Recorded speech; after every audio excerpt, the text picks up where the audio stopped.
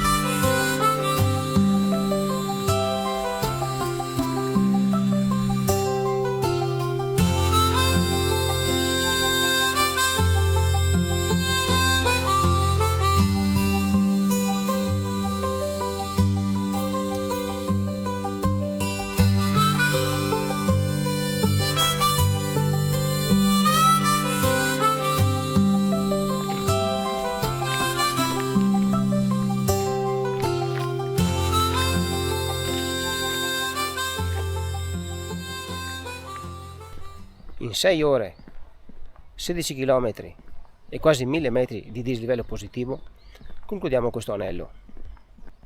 Il tratto che va dalla Croda da Lago, rifugio Palmieri, quindi il 431 che scende al lago di Pianoses, è da considerarsi abbastanza impegnativo.